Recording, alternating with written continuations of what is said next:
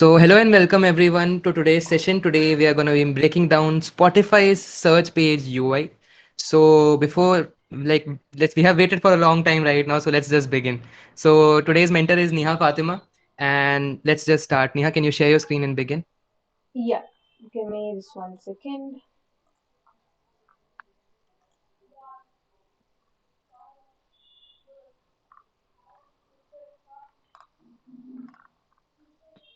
Also, this is like a live hands-on tutorial for you guys to understand. So, feel free to ask any doubts during this whole session, and we will even you can even if you have Figma, you can just go ahead. Figma is a software that is used to make user interfaces and user interactions. So you can download it on your system. Either you have a Mac or you have a PC. You can download it, or you can use it directly in your browser. It works both ways. So if you want, you can follow along the whole tutorial along with us. And if you have any doubts later on, you can ask. During the whole session, if you have doubts, you're free to unmute yourselves. There's no restriction on anyone. You can unmute yourselves and you can ask your doubts. So yeah, that's just a heads up I'm giving all of you who are attending the session. Okay, let me know if my screen is visible. Yes, it is. Okay, great. So as you can see, this is the screenshot of the Spotify search page that we've got here.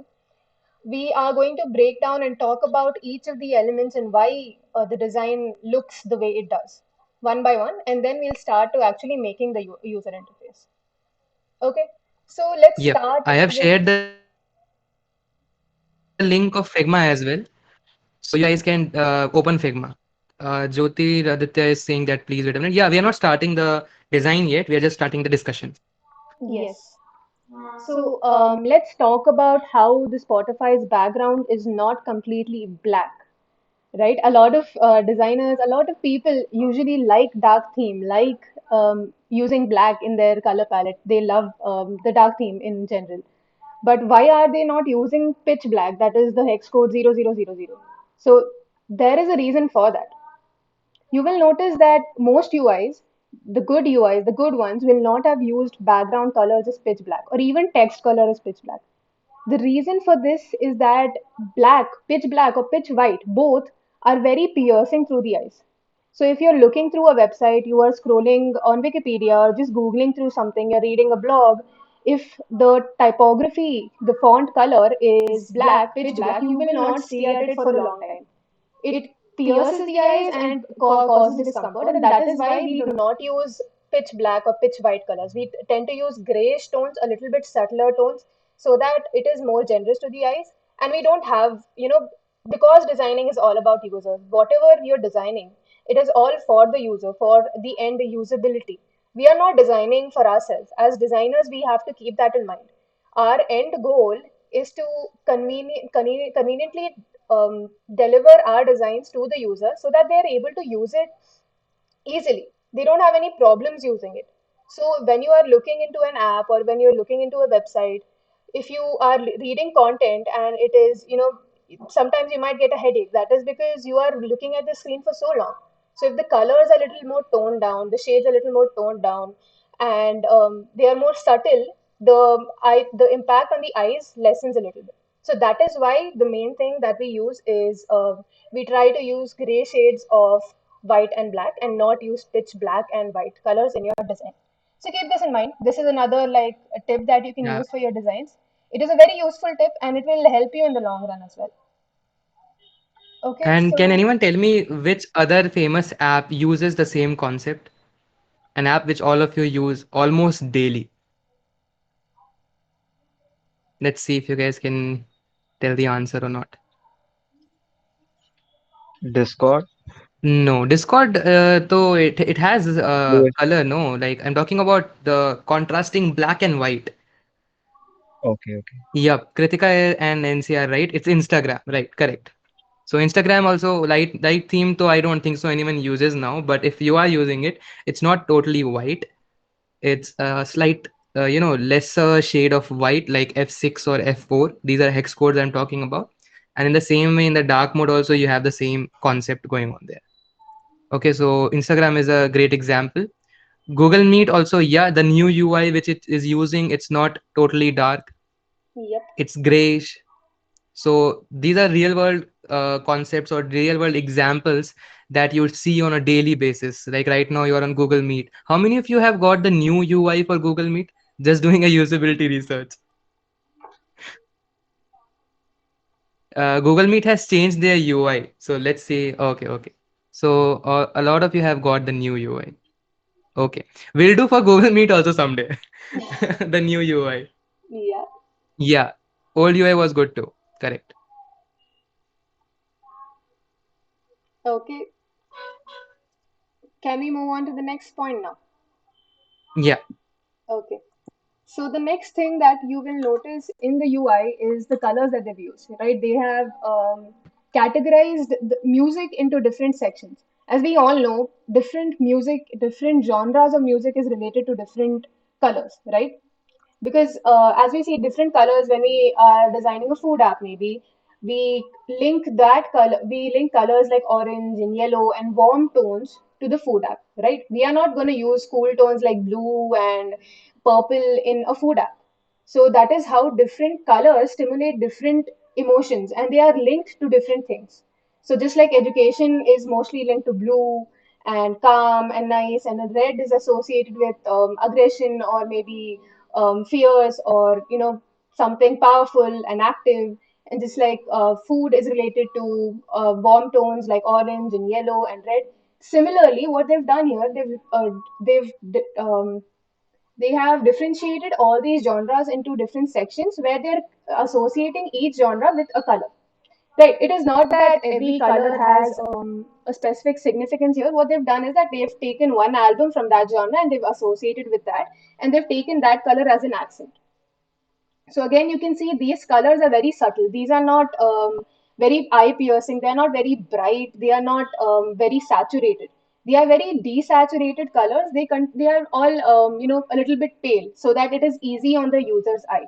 So this is my second point. This is something that you need to take care of in your UI, that you need to think of. So when you're arranging a color palette, you need to make sure that whatever colors that you are using in your palette are usably easier for the user to understand, as in they are easy on the user's eyes. They're not too eye piercing, they're not too bright, they're not too harsh on the user's eyes. So this is something that you need to keep in mind. Although these colors are not a part of Spotify's palette, these are just accent colors that they've taken for showing different music albums. The original Spotify's palette consists of only the green that they show in their logo and the black, the dark gray shade and the light gray shade, right? But this is something they have used accent colors over here. So for every genre, they've related it with one color, and that is what is accent color over here. So all of these colors are accent colors. Okay, so should Yeah, we head and on? when talking about these desaturated colors and all, what happens is that you might have heard about hex codes, right? How many of you know about color hex codes? If you're a web developer or something, you might be knowing about it, or even designers know about it. So you use hex codes, right, for colors. FFFFF, it's white, and 0 6 times it's black. In the same way, you have FF 4 times 0 is red, right? The most saturated red, it's that. And so yeah, these are hex codes. So there's also something that you can try out other than hex codes. It's known as HSL. How many of you know about HSL?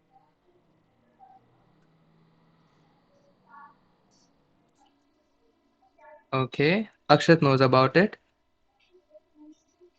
Okay, okay, great. Most of you know about it. So HSL stands for hue, saturation, and lightness. Correct. So hue is basically the base color. So hue value goes from 0 to 360, where it comes, full circle. 0 is red, 360 is also red. So that's the hue. Saturation is basically, let's demonstrate this. Neha, can Yeah, you sure. make a square, small square, and select the HSL layout? Yeah, yeah, doing that.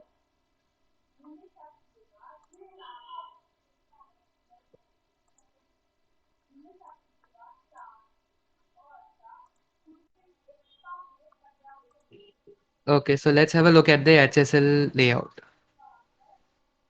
So yeah, here you can see the first value, which is 0 right now. That's the hue. So if you there, the color bar is there. If you change the color there, you can see that the below one, the color thing, where you select the color, that's the hue selector. Yeah. So in this, if you increase the value to 360 or 80, then the color will change. That's the hue. And then you have the second option is saturation. So 90 is around yellow and green. And then the second one is saturation. So the dot, if you can see, moves from left to right. So that is saturation. So if it is less saturated, it will move towards the grayish area.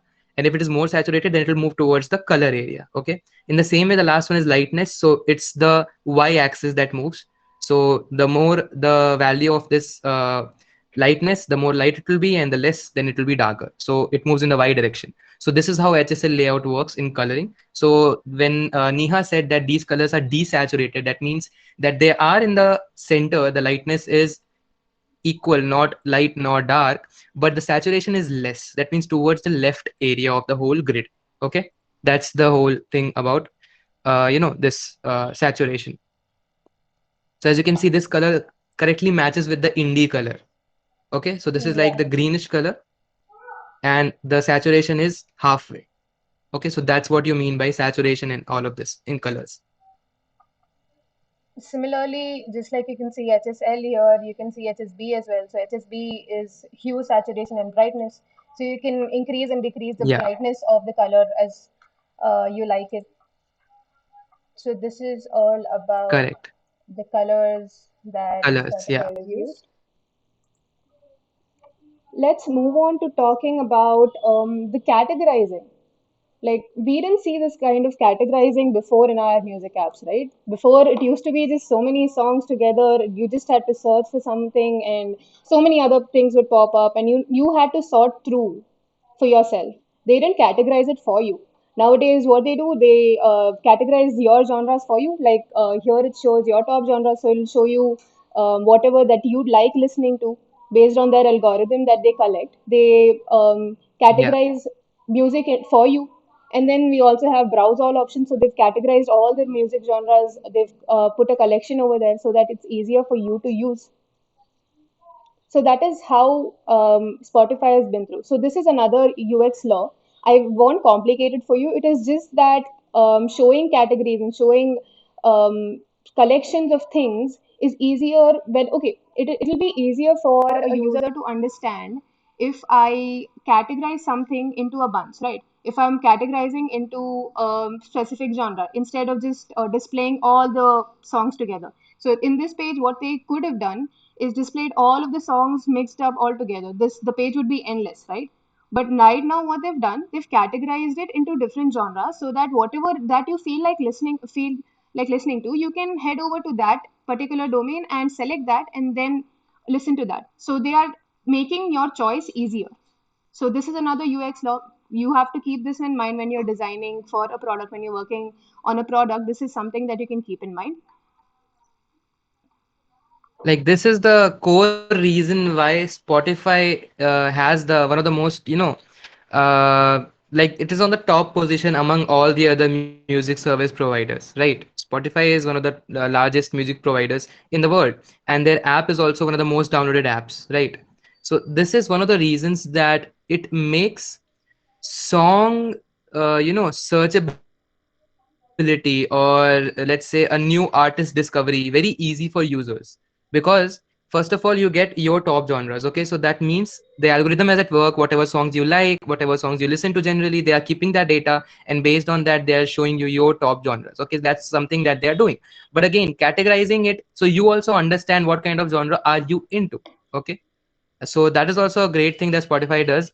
The other thing which Spotify does is that you can see podcasts, you can see new releases, you can see charts, you can see concerts. So in the same way, they have more categories. Okay, like discovery mix or something else. Like I use YouTube Music. So in YouTube Music also you have similar kind of categorization. Okay, you have the top charts, you have the daily mix, you have the mixtape. Okay, so in the same way, both of these apps share the same concept of categorization, which makes the discoverability of a song or an artist or an album very easy. Okay, because if you, even in this UI, if you have Spotify, try searching something, it won't give you the list immediately, it will still give you categories. whatever you Yeah. search, it will still give you categories. And then later on, if you scroll to the top more and more, you will find that there you can find the songs and everything. Okay, that's because categorizing stuff maybe because they also have to earn revenue. The people who are making songs also have to generate revenue, so they would try to make you listen more and more songs, right? So that is why they're pushing that thing, and it's also great like as a business model also. And as per the user's comfort in using the app, it makes it very simple to search for new songs to listen to, right? And that's what these apps are for, to listen songs, right? So that's the whole case that we want to do. Yeah, exactly that. And there are a lot of elements in this search page itself that make the usability and the user experience more easier. That brings me to my next point. So you can see a little navigation bar over here, right, which contains the logo over here, and then there's your library. You can see the home section and the search section. So this is again, they've categorized it again. So this again is making choice easier for the user. Another thing that you will notice over here is that they put the search bar in the bottom and they also have a search bar on the top. A lot of Yeah. music apps that you will notice, like Wink or any old music apps, do not contain the search bar on the bottom. Why is that? They contain, this is one of the good model example. If you So look that is at a old huge push apps, for the yeah, that is, if I show you an example of how users generally use. So if you notice when you're going through an app, when you're scrolling through, you are only using the lower portion of the phone, right? You're only using this much. Let me draw it out for you. Let's and change the because our color a phone little bit. sizes have increased so much over the year that this is the exact, even like if I have to show my phone here, this is the area that I'll be using in any app. So this has like happened over time, that the user space where our hands can go, our fingers can go, and we can actually, even if you're holding your phone with two hands, okay, the typing area and everything, you can just reach till this point, whatever Neha Yeah. has drawn on the screen. That's the exact curve under which you actually lie while using any app. Exactly. So they've made it easier for us. We don't have to, reach out our fingers to the top of the screen. That seems like a lot of work, right? So it's easier for us to simply just click on the search bar and it takes us to another page, and then the keyboard appears and then we can simply type in our search and Yeah, look for it. So it's so exactly. That is easy. one other point, which comes under the user research part, which is that we know that we have put that particular icon below. So again, if you require a user to, click on the top and then open the keyboard, then it's useless, right? The usability is out of the window then. So Yeah, that is the work of the user research team and the developers at the end, who then take this whole research thing and they analyze it, and then they make that particular tweak in their design. That okay, so designer has made this, we have to make the bottom bar, we have to make the search icon, but what functionality do we want is that when I click on that, I need the keyboard to pop up. So that is something that is a part of the whole product management team and the user research team, that they guide the developers through the whole process. And that is why UI UX is one of the most trending career options right now, and also one of the most underrated. I don't know how, but it is. So if you're looking for a new career opportunity or just something to learn, UI UX is something that you should definitely check out. yep, exactly that. And again, if you about the user testing and researching and all that, it is a part of UX. So if you talk about UX consists, it is a whole cycle. It consists of Yeah. researching and brainstorming and wireframing, and then UI is a part of UX. So if you are a UX designer, you know how to design interfaces as well as conduct the entire process. That is from researching and brainstorming to actually completing the product and launching it. So you will be a part of the Yes. entire process. You'll be in contact with all developers, designers, and product managers and content writers and marketers. So UI UX is a career option where you need to collaborate with people. You need to have teamwork skills. Okay, so now let's move on to the next point, which is regarding the navigation bar itself. So if you notice over here, you can see four icons, and only one of them is highlighted. So even if when I click on your library, it will take me to this page, and this part will be highlighted. And similarly, when I click on my home, it'll highlight this part and fade the other ones. This is another UX law that is called as von Restorff law, I suppose. Yeah.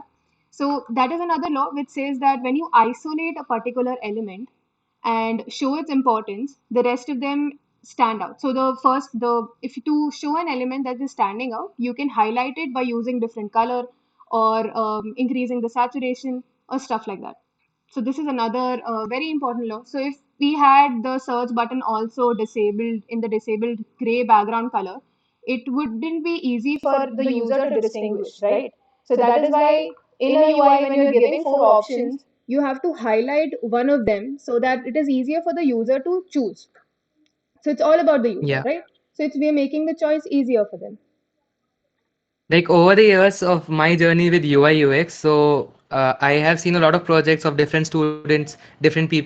So the thing which everyone misses, even I used to miss, is this particular thing, that the law of isolation, I just used to kick it out of the window and forget about it. That I just used to forget it. And even the new beginner users who are just, starting UI UX, they focus more on the whole look of the design and not the usability, or how the user is going to feel about the design. So that's something that is okay in the beginning, I would say. But if you want to become a better designer and you want better job opportunities, you need to think about the user first. And then, based on the user's preferences, you need to think what exactly you can tweak in your design to make it look good. So, most of the apps, if you see, which are used on a daily basis by a lot of people around the world, the UI is very simple. Like they don't play with the design at all. WhatsApp, Instagram, Facebook, though I won't talk about it. Let's leave it. It's a whole mess, Facebook right now. But anyways, let's talk about Spotify. Also very easy UI to use. And what else do you use? Maybe Google Keep. You use something, a notes application. So notes application. Let's talk about that as well. Every single note taking application looks the same. Maybe the color theme is different, maybe the icons are different, but that is a tested formula for a note taking app. You cannot mess around with it. If you do, people might uninstall your app, they might not be able to use it. So this is a very huge reason that you need to think about the user, and also look at other apps which are in the similar domain, like e-commerce apps. Take any app, Myntra, Flipkart, Amazon, and what else? Even the small apps, these, sorry, the grocery apps and all, like Big Basket, and all of these different e-commerce platforms. Okay, I'm forgetting a few names maybe, but yeah, eBay also. So all of them have a same layout, right? Do you agree with this? Yeah, all of them. If we look into like design softwares also, if you look into Figma or Adobe Yeah, XD or Canva, sorry, yeah, Sketch exactly. or any of these, you will notice all of them have the same exact layout. It's just they have some extra features, some of them don't. So that is, they're not messing with Exactly. it, right? They are not, Figma came later on, but they did not mess with the layout. They just introduced some new tools Yeah. and, included the branding and all, but they didn't mess with the basic layout because once the user is familiar with a particular kind of UI for a particular thing, like designing maybe, they are not going to try to learn a completely new interface if you launch it in the Yeah, web. It's not going to exactly. happen.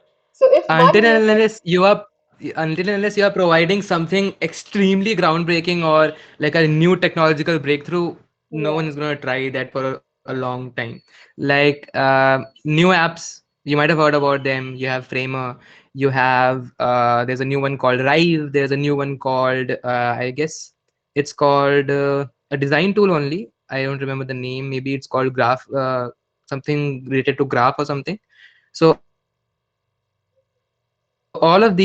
Okay, and there's one called Inkpot. Inkpot is basically an open source version, you can say, of Figma. It's exactly like Figma, but it's open source. So you can check that out as well. But again, Figma feels like home. So if you tell me to use Adobe XD, you tell me to use InVision, you tell me to use any other app, yeah, I'll just try it out for a few days. I have tried Framer as well, but we all come back to Figma because of its whole UI and UX that this particular app has, the Figma app has. So that's the reason. yeah, And I and see a it's doubt from Akshat. It says, does this HSL format helps while making an app or web page which can change themes? E- uh, it the does not particularly help you with themes, see but yeah, when you create a it color is palette, then it helps. Yeah, it is based on what hue you're selecting. Okay, so hue again, hue and color, there's a Yeah, difference. So hue is your primary colors on the color wheel that you can see. Once you've selected that and once you change the saturation, that is when you get different shades of a single color. So yeah, it does help in making color palettes and all that. So eventually it does help in making themes as well. So if you look at it that way, it yeah. helps in the entire project. Like this HSL thing and making a theme is the first step in creating any project. Like right now we are Yeah. working on a new project. So that is the first step that we are working on. We are working on the whole user research process and the personas. So there are a lot of technical terms that you need to know about while doing all these things. But as a beginner, there's no requirement of knowing all of these things. You just have to create more and more projects. You will learn about it as you start making it. But yeah, not just make projects, but also understand what you're doing. That's the main thing. Okay, I always say this, that don't care about the theory part, you can learn it later on, but you have to learn it. Okay, there's no escape to this, that you become a great designer but you don't know the theory. So you need to learn the theory, but over time. So once you make a project, then start analyzing it, what you did, why you did it. If is there a reason for that, search for it. Google is a great resource. Okay, if you're not able to find on Google, use Google Scholar. You'll get a lot of different case studies, learn from that. Okay, so there's a lot of stuff out there on the internet that is available for free also, so that you can use. Yeah. Otherwise you can join various kinds of design courses and design boot camps if you are really into this. So there's a lot of stuff out there. Yeah, exactly. If you're making a, you're cloning an app, maybe Spotify or Instagram or anything like that, after you've done, when once you've copied the entire design pixel to pixel, go ahead and read case studies. You'll understand why they've done things the way that they've done.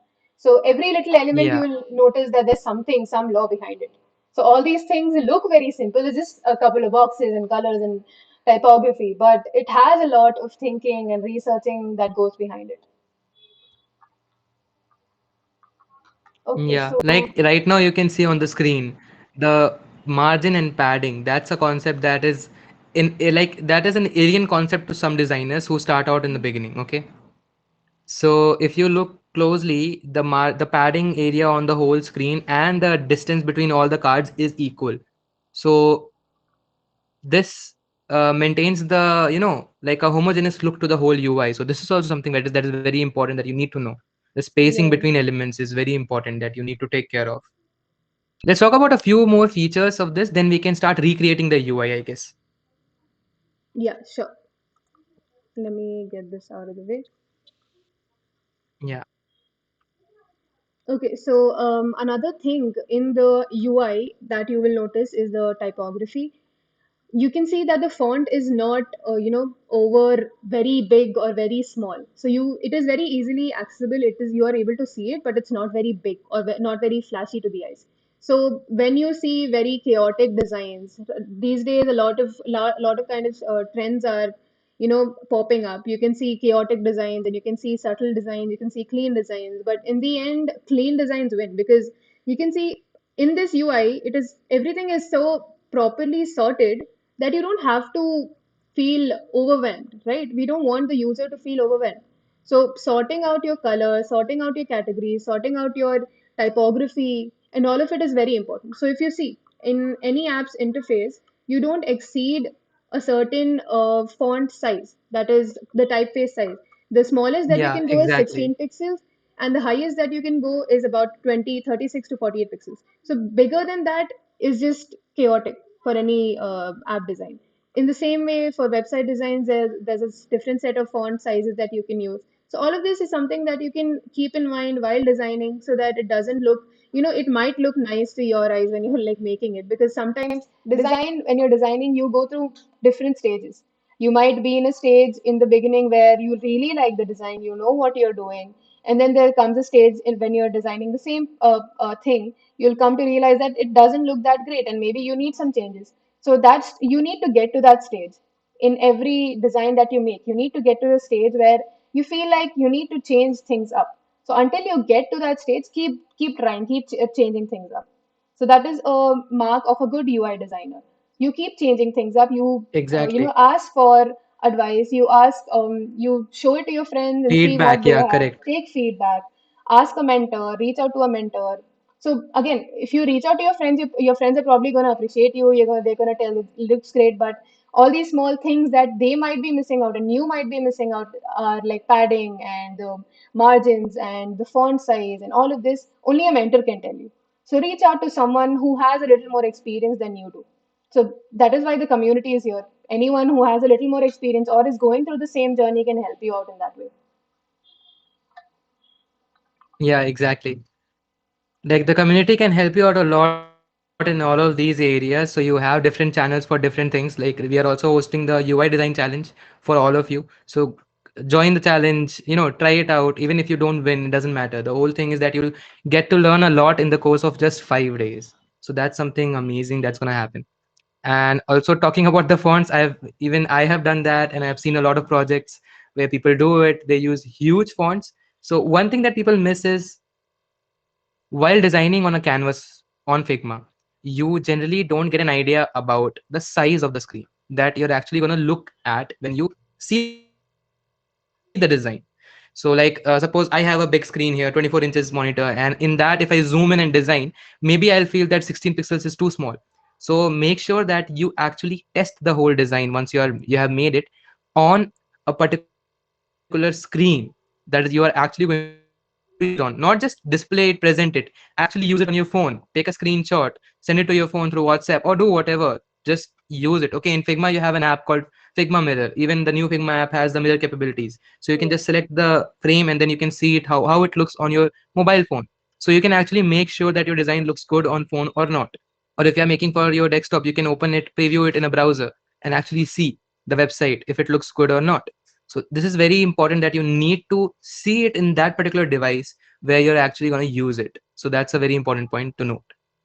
Yeah. Kushagra is asking what font is used here. So, in the Spotify app, they have a custom font I that is guess called Spotify uses, Spotify Circular, it is called. But again, it is not for everyone to yeah, use. It is a custom font. So, we won't be using the same when we are making the UI because it is not free to use. It is paid, obviously. So, yeah. that also the icons are custom icons. So, we won't be able to use the same icons. We'll be using a similar path so that you get an essence of how to do the a UI. You don't have to get the exact path But yeah, to like make the a real design. closest, yeah, like closest font to Spotify is Proxima Nova. So if you want to check it out, Yeah, the last time when I was doing all the Spotify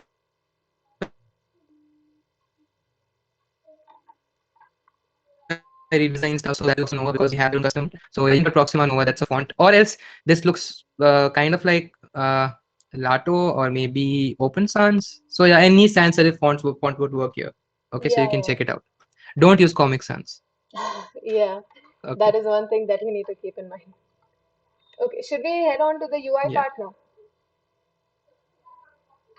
Yep, let's see if everyone is okay with. So, are you guys ready for the UI part? Now we are going to reconstruct it from scratch by creating a new frame for an iPhone, maybe. Okay, Yeah, why not Comic Sans? That's just a joke that's been going around the internet by designers. So yeah. you can check it out. Comic Sans 8 Club. No, it's a good font, but yeah, Again, it don't depends use on it for professional usability. projects. Yeah, It's don't okay use it for for, that. yeah, exactly. Informal things like you're making a proper project, you can't use Comic Sans there. You can use it in like maybe post designs or stuff, something like that, but don't use it in professional projects. That's why that is the entire joke, actually. Yeah. Okay, so let's head on Club. to. Okay, so let's start making the UI. Before that, we have our color palette set up over here. Let me quickly Yeah. show you it. So the green branded color of Spotify is what you can't see it anywhere in the UI. That is another thing. It is not necessary that your brand color is everywhere, sparkling everywhere. It is now outshining the entire UI. So you can see in this page, you can't see the Spotify green anywhere, right? You can only see the layout colors, the black, grays, and your background white color for the typography and all that, and then you can see your icons. So for this app, we are going to use an icon pack known as Phosphor Icons. So if you don't have this particular pack. I'm going to leave the name to it in the chat box quickly. Yeah, and even I am just dropping in the color code so that you guys can copy it from there. Okay. Yeah.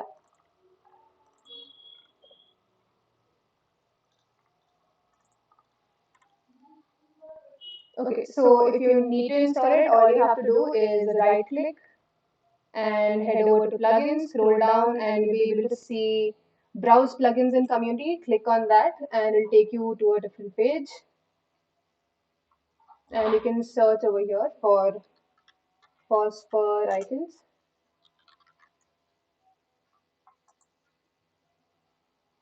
Plugins in Figma are a lifesaver. So Yeah. do, just make it a habit to use these plugins. Okay, so don't waste your time on small things like creating icons or creating some gradients or whatever it is.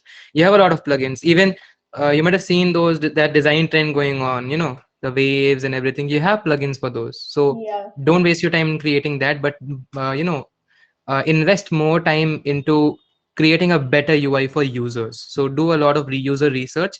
And user research, matlab, it's not like कि बहुत सारा काम होता है या कुछ होता है. At a beginner level, it's just to conduct some surveys or make like two options, three options, A, B, C, and then give it to some people and then ask them which one is better, which one do you think is easier to use. That is just user research. Yeah. So I hope you all have the plugin installed. All you have to do is head over to the just like I showed, click on plugins, and you can see over here. Once you click on install, all that you have to do is get back to your canvas and use it here. So I also have some album covers with me. You don't necessarily have to get the same ones. You can simply, if you have Unsplash or Pexels in your system, if you use the plugin, you can get normal images from that, and we can use that in the UI as well. Okay, Yeah, we just so need square images. That's it. yeah, that's all. You don't have to worry about that. Okay, so let's get started with making the UI. The first thing that we'll be doing is making a frame. So we'll head over to our toolbar. Okay, let me give you a brief explanation of what Figma's interface looks like if someone's new out here. So this is Figma, and on the right side of the screen, this is called as the properties panel. It has the design, prototype, and inspect part. So design, whenever I select one particular element, it will show me a lot of properties of that particular element. So now it's showing me the width and the height of the element, the color, the fill color of the element, and then it shows me the X and Y positioning and angle and all of that. Okay, so prototype again is used to add animations to the design. And then on the top, you have the toolbar where you can see different tools like all the shapes and frames and text tool and a pen tool and all that. And on the left side, you can see the layers panel, which you will see how it works now. Okay, so the first thing that we'll be doing is we'll be selecting our frame from the tools bar. Let's draw it out here, and just when you draw it out, you can see on the right side in the properties panel, after you select it, you'll be able to see the frame option here. Click on the drop down, and maybe you can select any frame, maybe iPhone 11 Pro or Google Pixel, anything you can go with. So let's go with a Google Pixel 2. Okay, that works fine. The next thing that we'll be doing is we'll be adding a background to this. So to do that again, we will head over to our tools bar, click on the drop down and select the rectangle and drag it in our canvas. Okay, once we have that, we are going to change the background color of the canvas to the color that Spotify uses. Okay, so this is the color. I'm going to select my rectangle inside my frame. Make sure that all of your rectangle, the BG that we've created, is inside your frame 5. So let's change the name of the frame 5 to home screen so that we don't get it confused with other frames here.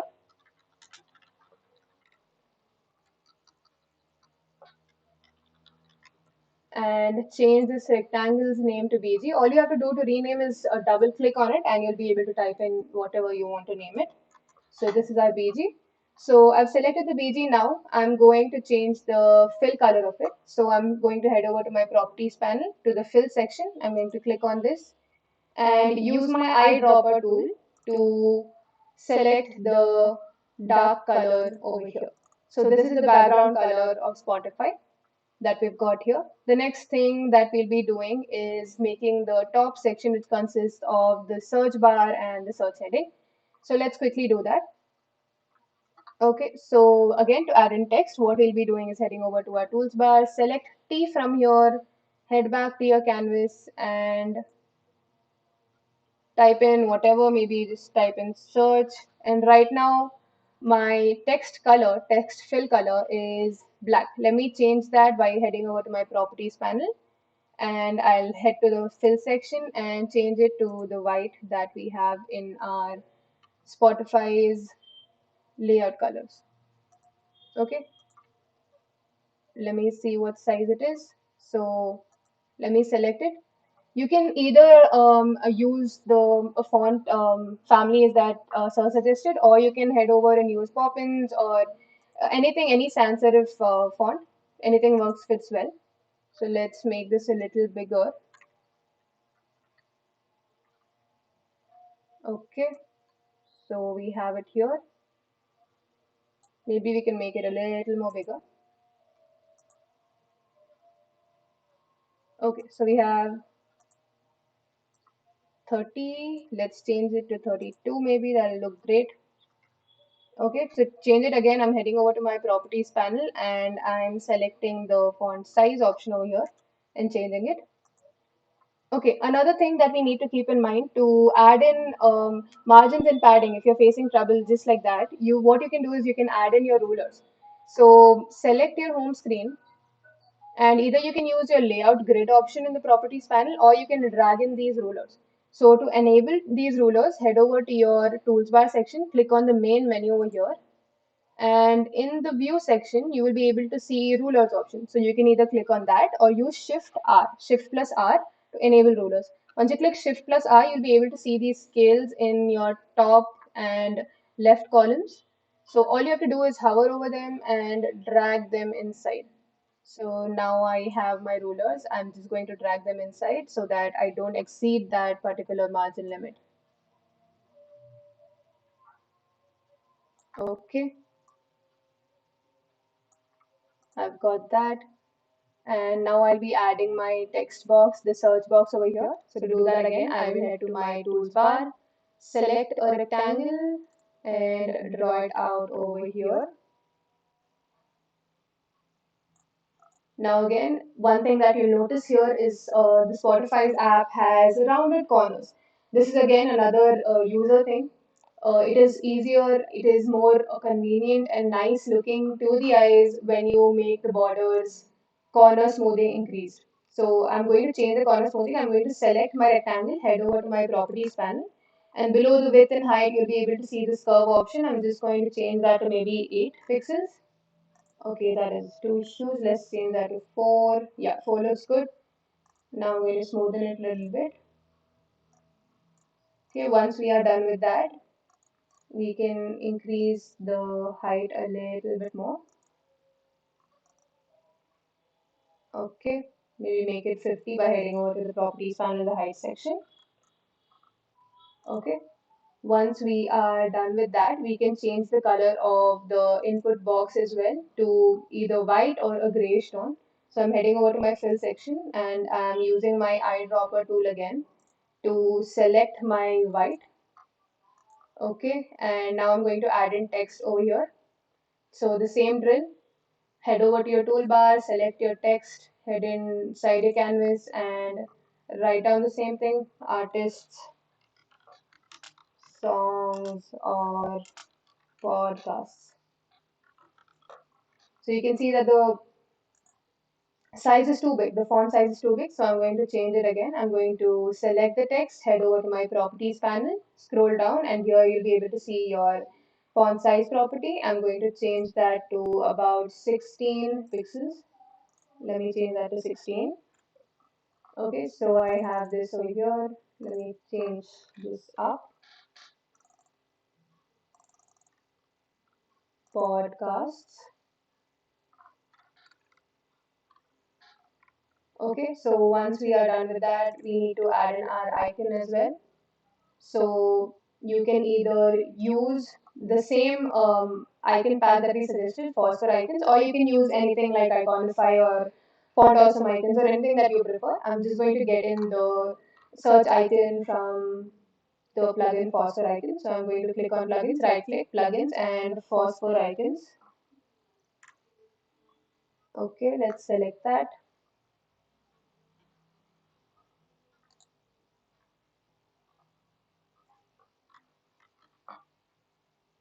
Okay, it is running. Great.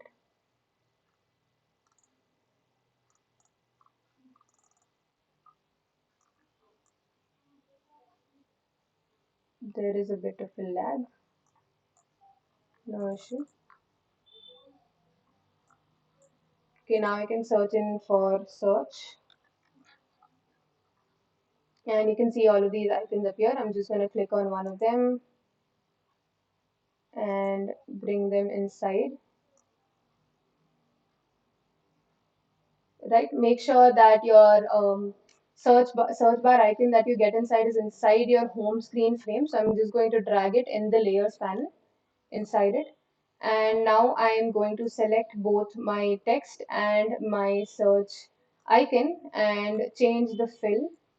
So select them by pressing shift, head over to your properties panel, head over to your selection colors and click on it. Use your eyedropper and select the color that we have chosen for the black color, right? So Spotify's color theme, we are using the same colors and we have got that now.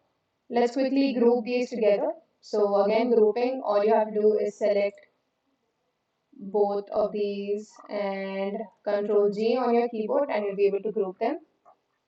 Let's group the background text box as well, the search box. Okay, we're done with that. Now let's align this to the left and we are done with the first top part. The next thing that we'll be doing is we'll be adding the text and all of these little sections that we've got here. Before that, let's quickly make the navigation bar on the bottom part that we've got. So again, similar thing. I'm just going to head over to my tools bar and select a rectangle from here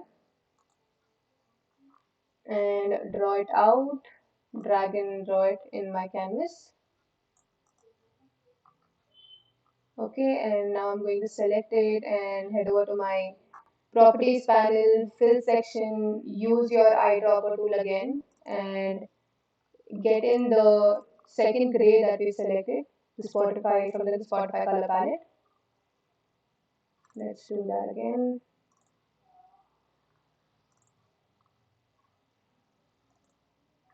Okay, so we have that now.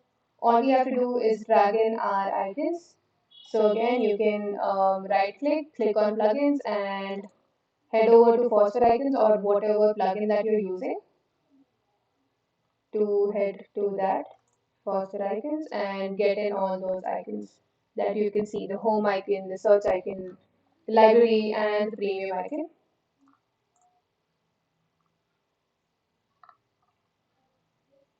Okay, let's get the home icon first. Let's click on this. We've got that. Let's get our search icon as well, the same one that we used on top. We've got that as well. Let's get the library icon. We can't see the same icon in this pack because it is again Spotify has used custom icon packs and we'll just use the bookmark icon for this. Okay, and the Spotify icon we can get with another plugin that I will be explaining to you in a minute. So let's align these. Let's select all these three icons by pressing shift on our keyboard and drag them inside our home screen once in the layers panel. Make sure all of them are inside, otherwise when you display it, when you play the screen, you won't be able to see them. Okay, I'm going to change the fill color of all these three icons. I'm going to select them by pressing shift, head over to my properties panel in the selection color section. Click on the eyedropper and select the gray that we've used here. Okay, so let's quickly drag them and place them properly. So this will be over here. You can see the search icon second, so let's drag it.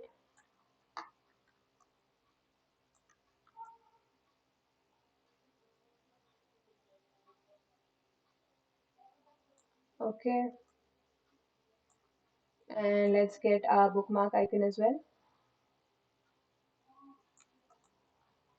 Okay, so we can get the Spotify's brand logo from another plugin that is called as Vector Logos, or there's another one that is called Brand Fetch. So I'm dropping the name to it in the chat box. Vector Logos. This is the plugin that we'll be using. Again, to install the plugin, all you have to do is go to the Browse Plugins and Community option and type your Vector Logos over there. You'll be able to see it. I'm going to right click and get that plugin for myself here. Vector Logos. Yep, here it is. Okay, I'm going to type in Spotify here and quickly get it. Okay, I have this icon here. I'm just going to click on it and it'll appear on my canvas. There, okay, there it is. I am going to drag it down here and position it here and change the size of it to the same size that the rest of them have. So it's 32 pixels. Let's change this as well. So I'm going to select the icon here that I've got and I'm going to head over to my properties panel and change the width and height to about 32 pixels. Okay, so now I have that as well. And you can see that this again is not inside our home screen frame, right? So let's quickly drag that inside in our layers panel. Okay, so once we are done with that, we are going to select all of these icons and make sure they are placed inside the home screen frame and head over to our properties panel. Click on this little three bar icon, more options, and click on that and click on distribute horizontal spacing. So once we do that, you can see that the spacing between each of these icons is equal now. Right now we've got that. Let's change the fill property of the Spotify icon to the gray that we've used in these icons as well. So I'm going to quickly select that, head over to selection colors and use my eyedropper tool to select this.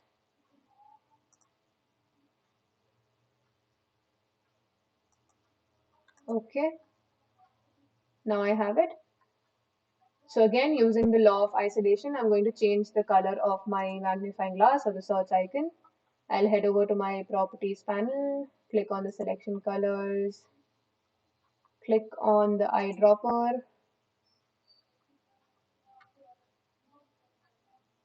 and select my bright byte that we are using.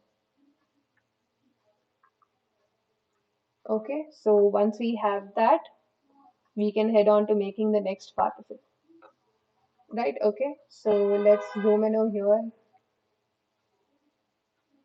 and group these together. So again, I'm going to select my components together by pressing Shift on my keyboard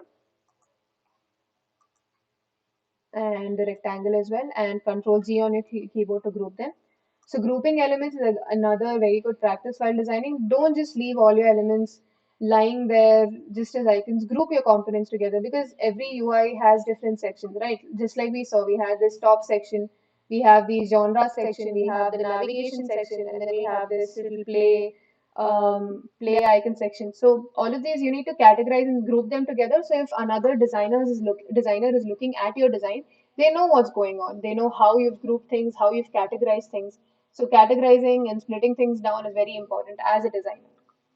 Okay, so once we are done with that, we are going to make this section. So let's quickly do that. We'll head over to our tools bar, select the rectangle and draw it out over here. Make sure that the height of this rectangle is same as the one that we've used in the bottom. So let's do that. Let's copy the height from here, head over to your properties panel and click on the height and copy, Control C. And I'm going to change the height of this rectangle to the same thing. Okay, once I have that, I'm going to change the fill property to the same color as well. So select your rectangle, head over to your properties panel, click on fill section, use your eyedropper and select the color that you've used for the navigation.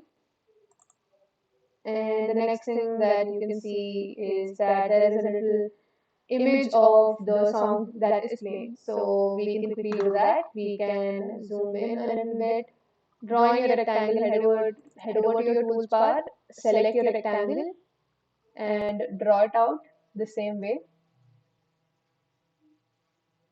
Okay. And now what we can do is we can import an image into it.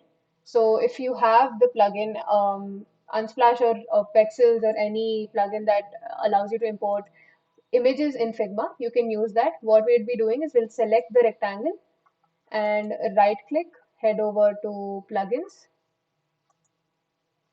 head over to plugins, and I'm going to go to Unsplash and get any random image for the album cover. Okay, so if you make a circle or a rectangle in your canvas and then select it and then use your plugin, such as Unsplash or Pexels, the image that you want will move inside the selected layer. So if you've drawn a circle and you want your image to be placed inside it, just select it and then use the plugin. So it'll properly place itself inside the element, your circle or your rectangle. Okay, so I'm just going to get a normal random picture, portrait picture, or anything like that. Okay, so I have one. I'm just going to close this.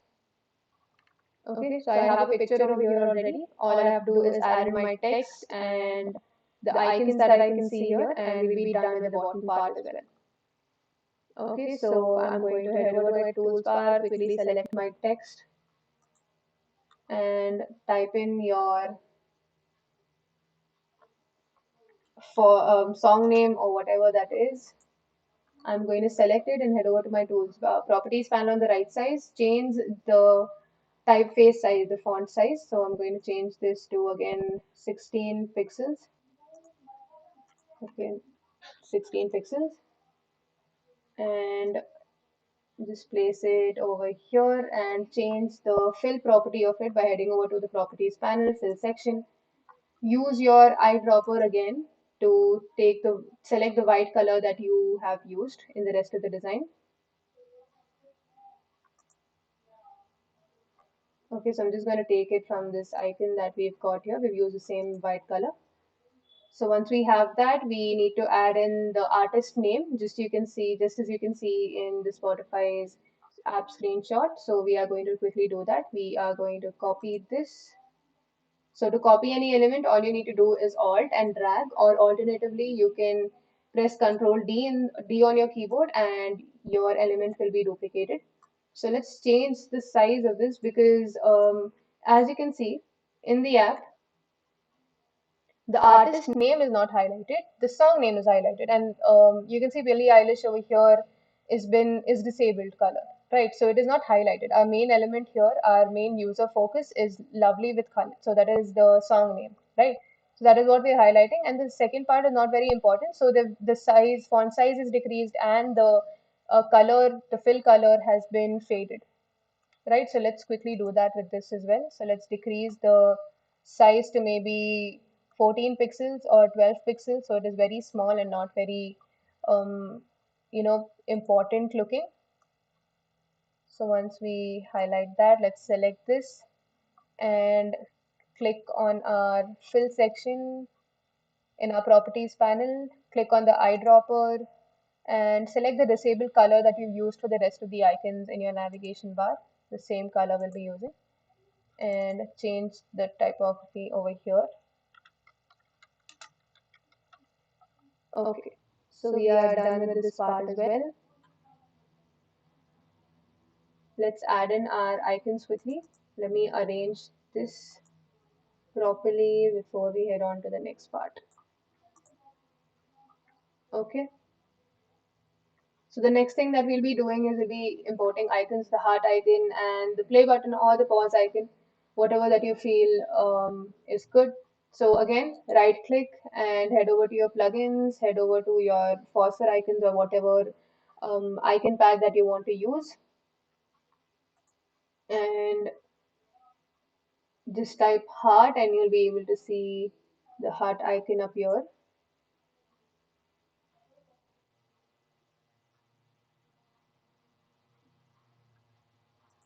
Okay, so let's type heart over here. Let's see what comes up. Okay, let's select this one. And another icon that we need is a play icon. So let's type in play quickly. And we have our play icon as well. So let's get that on our canvas. Okay, so we have both the icons. We are going to change the size of both the icons to 32. Okay, they are the same size. Great. We'll be placing them here properly. And make sure that these icons are again inside your home screen canvas. So I'm going to drag it inside in my layers panel. Okay, and select both of them by pressing shift. Head over to your properties panel and change the fill of it. To change again, I'm going to select my eyedropper and select this color that we have here, the white color that we've used.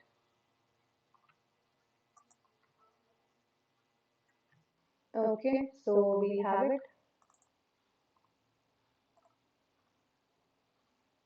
Maybe we can make these a little more smaller. 30 will do. Okay, so make sure that you are not going beyond your margins that you've made for yourself.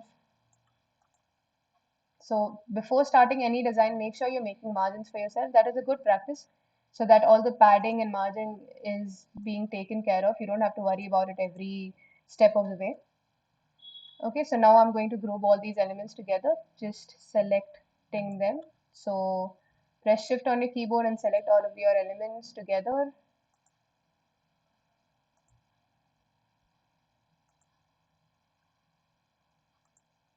And Control G on your keyboard. Okay, let's see that the gap is not too much over here. Let's bring it a little down. Okay, this looks good. And now the next thing that we'll be heading over to is our main part, that is the part that contains the different genres and these boxes with the album covers that you can see. So let's quickly head over to doing that. Before that, let me know if you guys are done with this much. If you're done with the home screen, the navigation part, and the top screen with the search bar and the search icon. Yep, great, okay.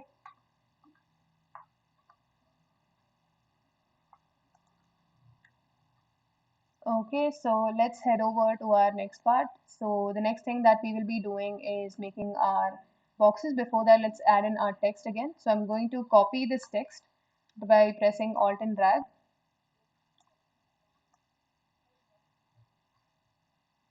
Okay.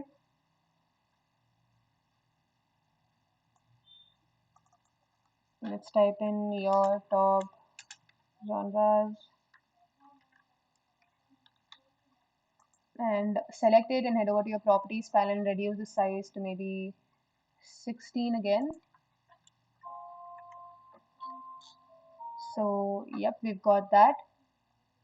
And now we'll be adding our icon, the rectangles that we've got. So we are going to head over to our tools bar and select our frame first. And we'll draw it out over here.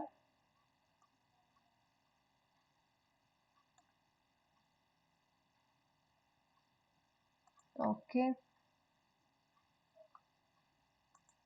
So we've got a frame here. You are not able to see it right now. So let's stretch it out through the entire canvas such that it is touching your margins, your rulers, and whatever width that you've got, let's divide it by 2 so that it's equally spaced. You can see many rectangles here, right? So let's make sure that all of them are equally sized and equally spaced. So to do that again, all that I'm doing is I'm stretching it throughout here and so that it touches my rulers, and I'm going to divide it by 2 over here. And I'm going to subtract about 10 pixels so that the padding is also maintained.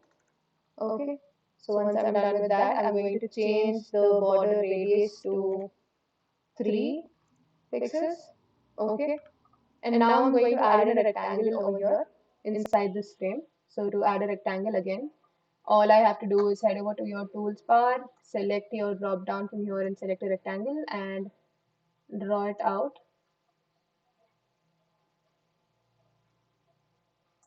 Okay, and you're going to change the border radius to 30 pixels, 3 pixels again. Again, heading over to your tools bar, properties panel on the right side. Okay, so we've got one. All we have to do is copy these elements into different ones. So before we head on to getting our album covers, we have a ton of them over here. We are just going to take 4 of them and we'll copy the rest of the elements. You can head over and get as many album covers as you want, or use Unsplash and get random images, the square images, into your design. What we've done is we've taken random images and we've tilted them about minus 25 degrees over here. Okay, so now what we're doing, we are going to get one of these album covers inside our frame, and we are going to make sure that your album cover again is inside the frame that we made over here, this frame, frame 5. Okay, so let's drag the image inside your frame 5. Let's call it 1, card 1. Okay, so now you can see that my album cover is half hidden, right? Okay, so I have it. Now I'm going to add the same accent color of this to the rectangle in my background. So I'm going to select the rectangle, head over to your properties panel, click on the fill section, and click on your eyedropper and select any color, the pink one or the blue part. Okay, so we've got a nice, subtle looking, very pastel type of color that we've got here. Okay, now all we need to do is add in our text over it. So we can copy the same text and drag it inside and reduce the font size over here. Okay, so I've got it in. I'm going to change this again and name this pop.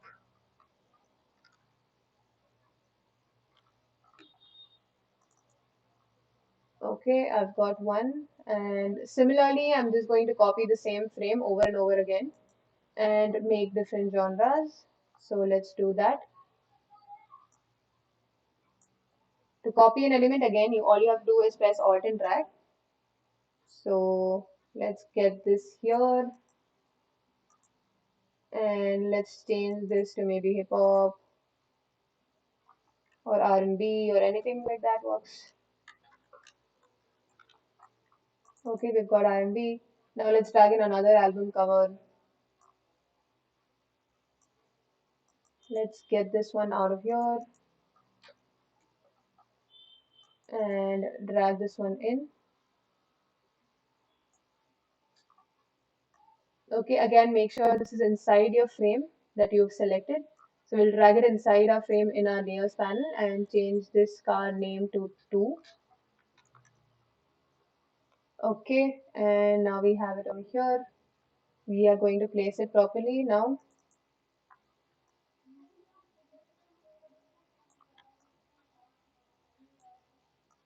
Okay, and now we can change the accent color that we've used here to the green matching in the album cover. So I'm going to quickly select my rectangle, head over to my properties panel in the fill section, and use my eyedropper tool to select this green color that I have got here. Okay, so we have that now. Similarly, same way you can add in, you can use different album covers and different accent colors. I'm just going to copy these elements right now. So let me press shift and select both of them and copy them down here, Alt and drag or Control D. Okay, and drag them once more down here in the browse all option.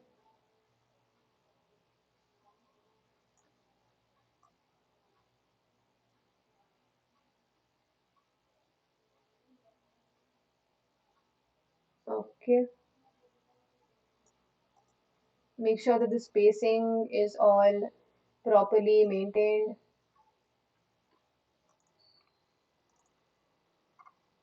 Right, so let's quickly do that. Let's group these two together.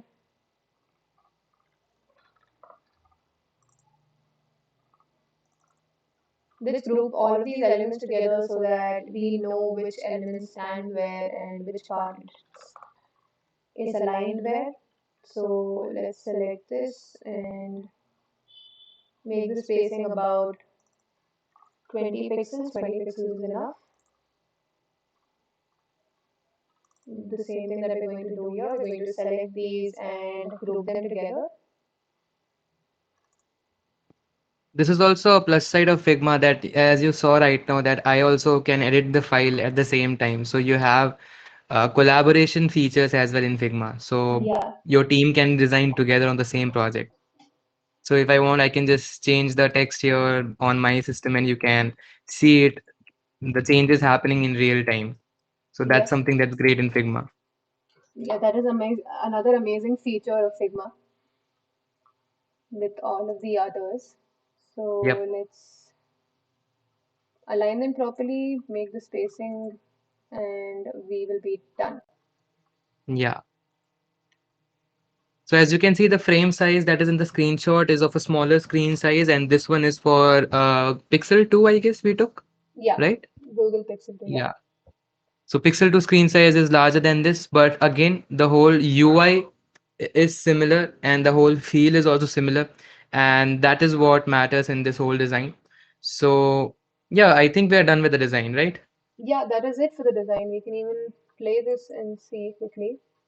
Yeah, we can see it. So Figma, you have again presentation mode, so you can view it on your mobile phones as well. Yeah, So if you download this app known as Figma Mirror and then you click on any particular frame, so I'll just show you guys what happens. So Neha ma'am is showing you the presentation on the laptop, and right now, let me just quickly put the brightness, and you can see on my phone here. I don't know if the blur is working or not, but yeah, the whole design that we just made is right here on my phone. So yeah, like this whole thing works. You can view it on your browser as well as on your phone by using the Figma Mirror app. And this thing is available for Adobe XD also. So if you are using Adobe XD for your designs, this is gonna work for you as well. You have a mirroring app for that as well, and also in other apps, Sketch and all everything. All of them have it. Or else you can take a screenshot, send it to yourself, and there are a lot of ways that you can do this. But yep, yeah, we finally finished the UI design as well as the whole discussion of the the research part, the laws, and what exactly makes Spotify a loving app, and everyone uses it around the world almost every single day. So it's just amazing. So I hope you guys like today's session, and we will see you guys in the next one very soon. And a few announcements. So yeah, as I said before, UI Design Challenge is currently being promoted, and it's going to start from 14th of June. So if you haven't registered yet, check out the community. And if you're not a part of community yet, go check out the community website. There's a website that's live now, so you can check out the website. I'm going to drop the link in the chat box, and in future we are trying to get it online as soon as possible. So right now the website is live, but it just has the basic features. But yeah, new future features like the upcoming events and a lot of new stuff like startup experience and all is going to be launched very soon. So check it out. The website is live, and you can become a member of Doko Nation from there. And UI Design Challenge from 14th June to 18 June, 5-day UI Design Challenge. And then the next one is the Hack Nation, which is a hackathon open innovation theme, is going to be conducted from 25th of June to 27th of June. This is a team event, so bring along your teams, bring along your friends, and participate in it. And we are going to have our first ever guest lecture on 13th of June. Okay, so the promotions and all will start from tomorrow. You guys will notice it on Instagram and all our social media links. So on blockchain and cryptocurrency. So we'll have a special guest for that particular lecture. We'll be promoting it very soon. So if you are interested to know about blockchain and cryptocurrency, do just join the community and stay updated with everything, and also follow us on Instagram and Facebook, and we are almost everywhere. So you can just follow us everywhere, and you'll get the information. And there are WhatsApp group and Telegram groups as well. Suppose if you are new to Discord and you're not able to adapt to the new interface, you can still get all the updates through those apps which you daily use. Okay. So I guess that's it. Thank you so much for joining in today. And that will be all for today's session. And we'll see you guys in the next one. And if you have doubts, you can ask. Thank you so much, everyone. We had a good time designing the Spotify search page with you. I hope you did too. Yeah. We will be ending it right now. Thank you so much for joining.